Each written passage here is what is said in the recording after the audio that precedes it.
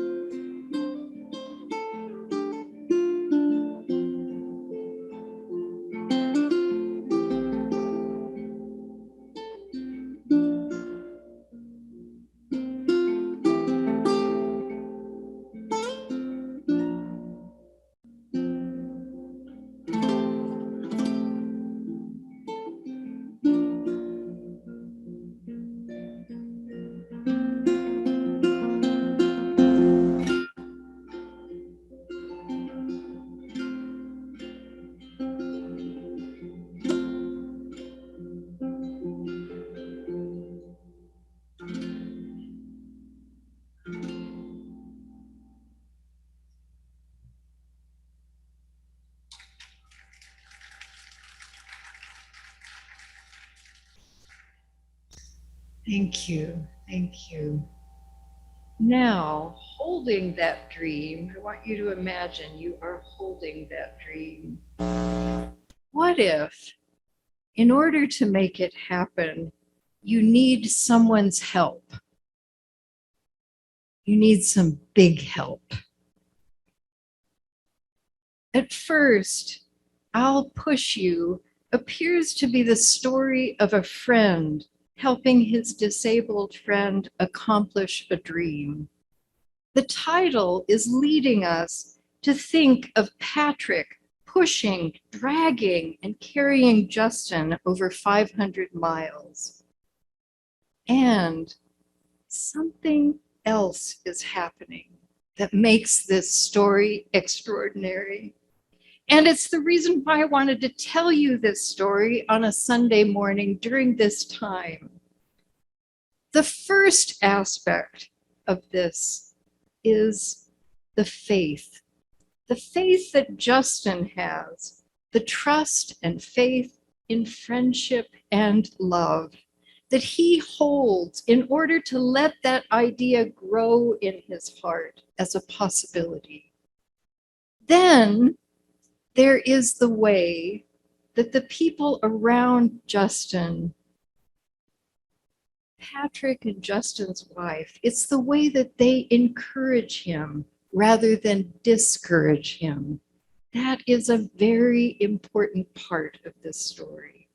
When Justin has this idea, this crazy idea to travel the length, to put somebody to that kind of physical test, to travel the length of the Camino, not just 50 miles to try it out, or the last 100 kilometers that you still get a certificate if you go only that far.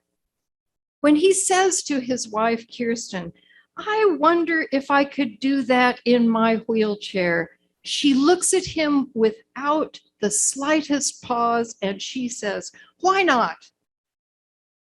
If it's something you want to do, then do it. I think we should all remember that. Why not? If it's something you want to do, then do it. And then when Justin asks Patrick, he says, I'll push you.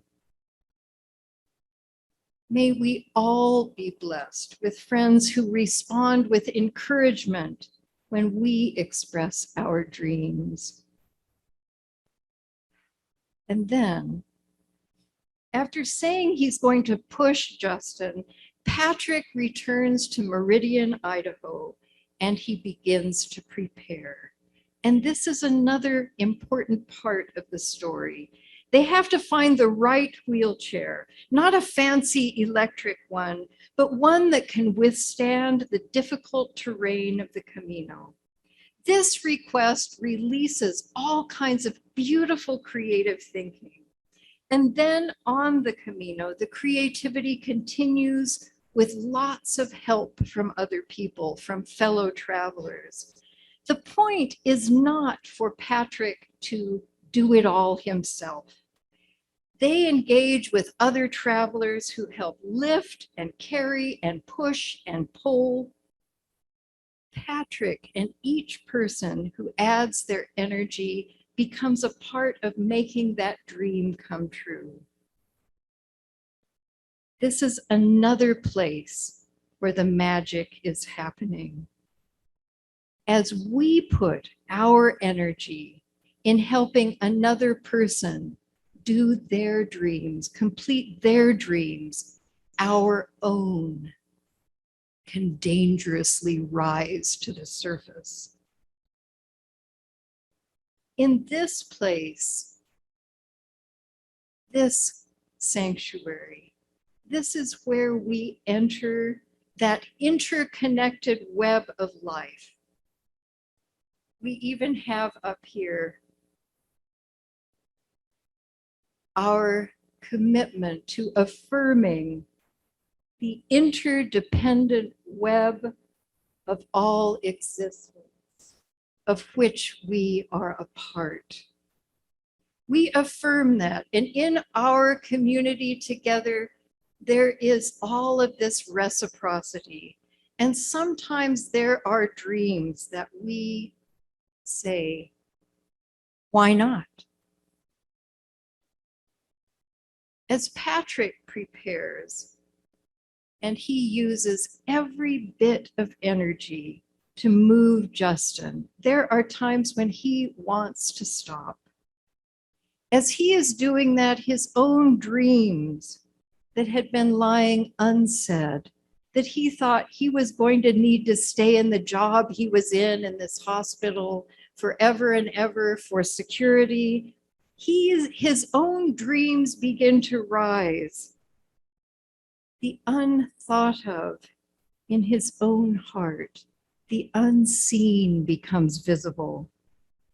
If you look up, don't do it right now, but if you Google, I'll push you, you will find what has come from bubbling up. Patrick and Justin have embarked on something amazing.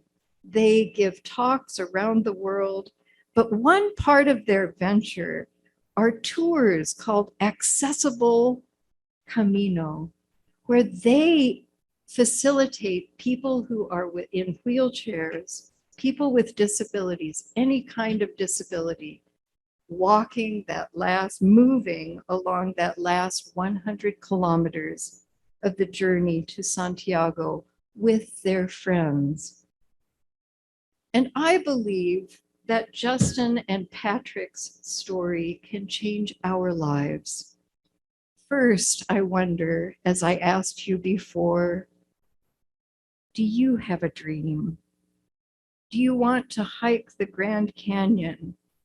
Do you want to be that person who stands up and dances when there are those concerts at the courthouse square?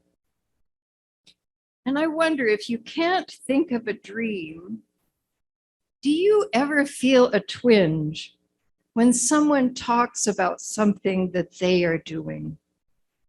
Sometimes I have felt in my life that these twinges, which honestly are often jealousy, these twinges can awaken a sleeping gigantic dream that is just waiting.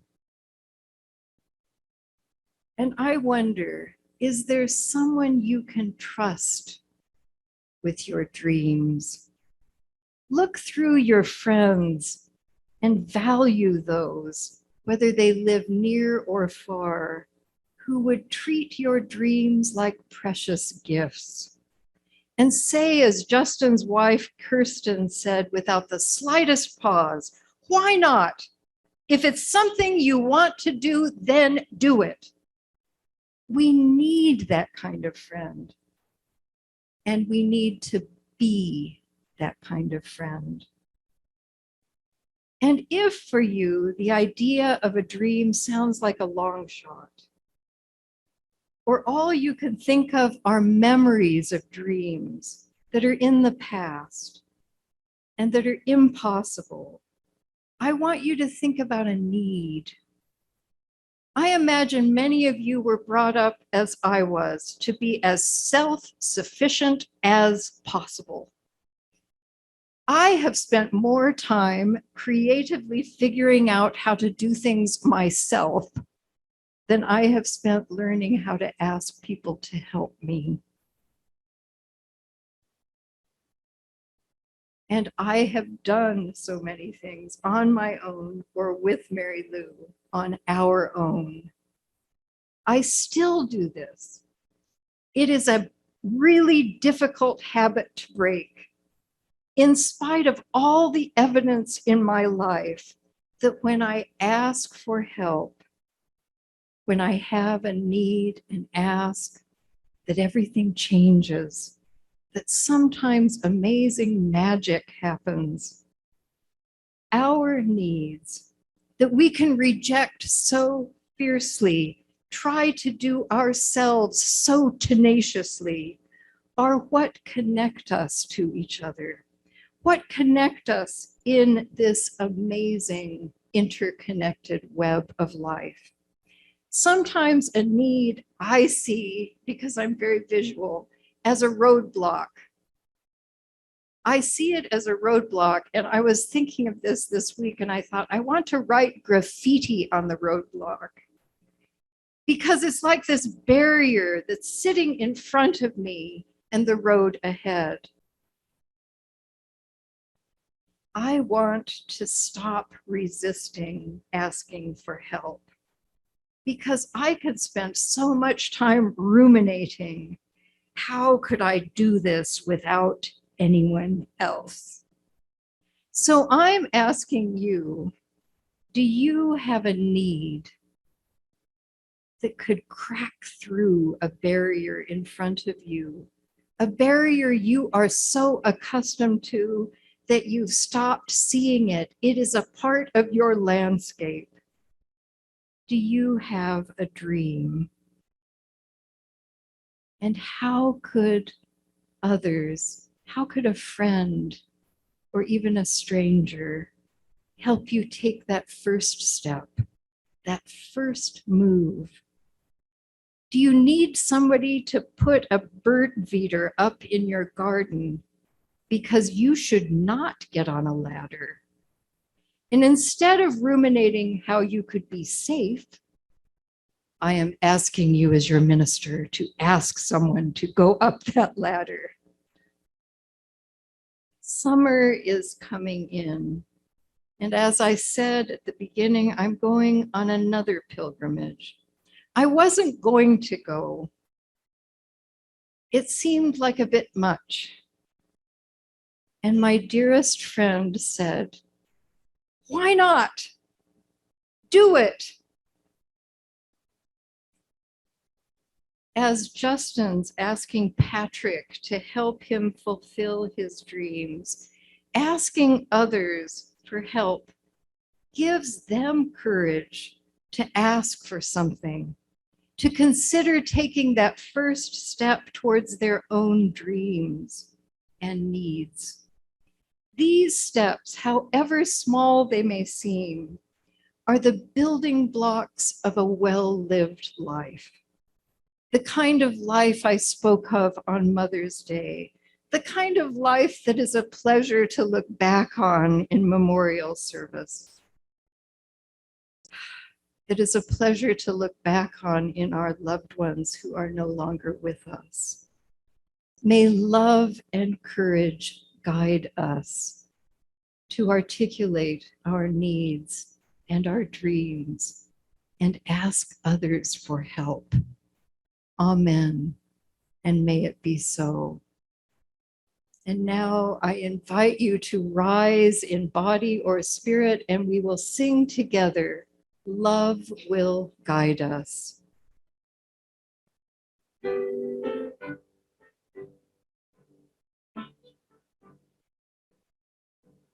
Love will guide us, peace has tried us, hope inside us will lead the way on the road from greed to giving. Love will guide us through the hard night. If you cannot sing like angels, if you cannot speak before thousands, you can give from deep inside you. You can change the world with your love. Guide us, peace has tried us, hope inside us will lead the way on the road from greed to giving. Love will guide us through the hard night. Spirit of life, may we have courage to recognize our needs, to let those twinges, for wherever they come from, turn into a beautiful dream. And may we ask for the help we need around us. Amen. And may it be so. And now we will hear our postlude, because I believe our people on Zoom will be able to hear it. So we will not extinguish our chalice yet.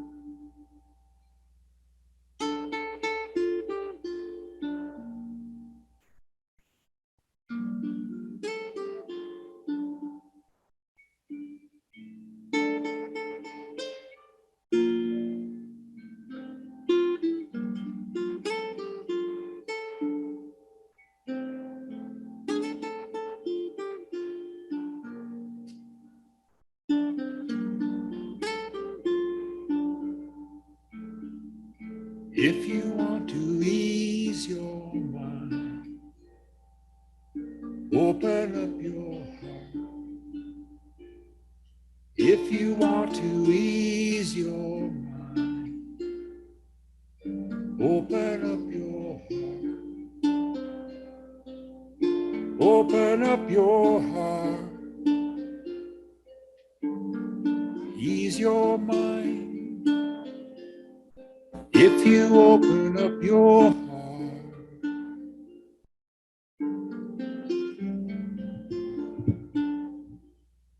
if you have to leave this world, you are not alone. If you have to leave this world, you are not alone. You are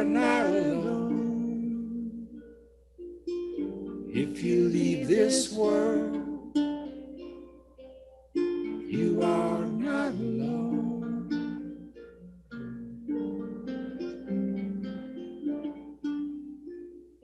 If you want the soul to rise, make a joyful noise.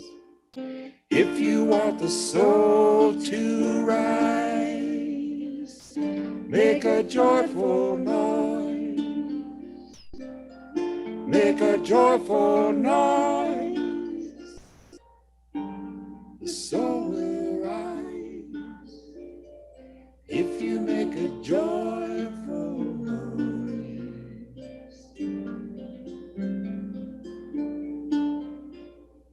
La la la la la la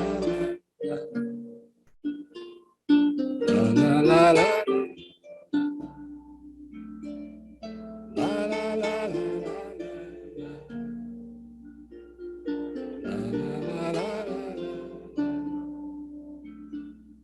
La la la la la la la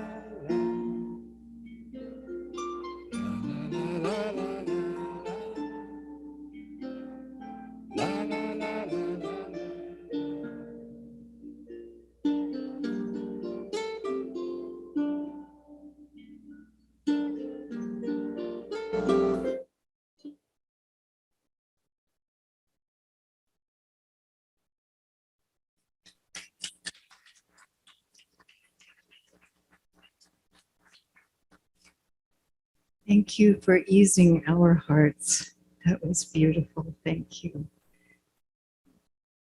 And now let us extinguish our chalice together.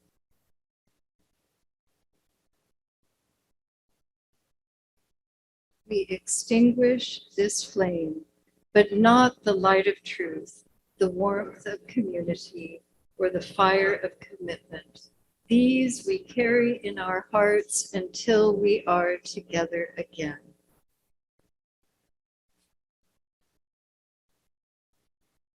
Thank you, Randy. And now is the time I invite any of you who are visiting who would like to introduce yourselves to do. This is the time. Bobby, perfect for today.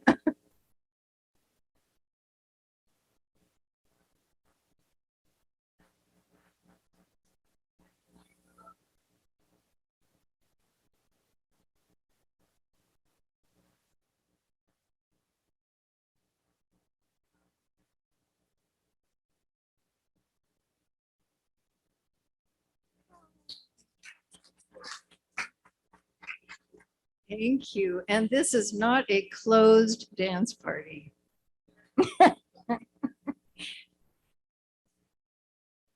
You can come. Everyone is invited. Anyone else would like to introduce themselves? Yes.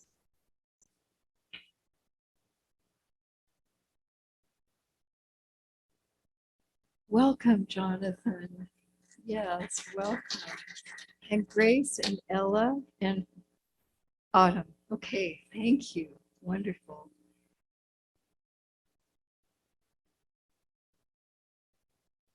Oh, welcome, Nancy and Leo. Good to have you with us. Good to have you with us. And now we're going to have a short announcement.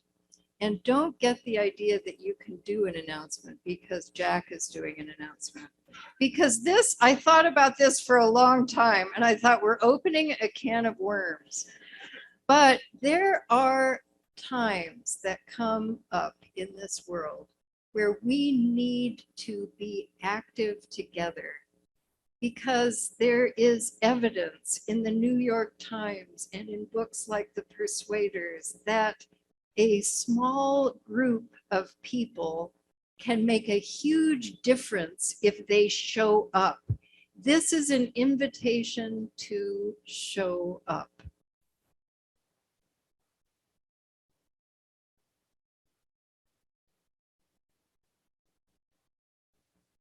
Thank you, Patty. I just want everyone to know that there is a meeting of the board of the Prescott School District to hear comments and then take a vote on the science curriculum for our schools, all the way from kindergarten up through grade 12. I expect the anti-science people to be there, the creationists and the climate change deniers, and I expect them to be loud and demanding. So we need people to show up for rational science, and then support those who speak if you do not want to speak yourself. The meeting will be held at 5 o'clock on June 27th, 5 o'clock, June 27th, at the old Washington School, about 3 blocks east of downtown Prescott. If you want to hear more about this or need any information, speak to me after the service. Thank you very much. Thank you, Jack. And I think because I think it's important for us to choose certain things that we back as a community. There are so many things going on in this world, and I believe that school curricula are a huge area for us to put our attention to and to show up at school boards, because otherwise they don't know that we're what we think. And it makes a big difference if a school board person can say, well, there was this huge contingent of people who felt this way about it. So it is very, very important. So now I invite you into your favorite time, which is having coffee together. And I have left some questions on the tables that, as Unitarian Universalists, I know you will feel no reason why you should do it. Not just because I said it. I want to be a minister in a different context. But they're about best friends and childhood, and I'd love for you to share with each other if that works into your conversation. You can also talk about school curricula and, of course, anything else you like. And I'm going to make my way back there so I can greet you.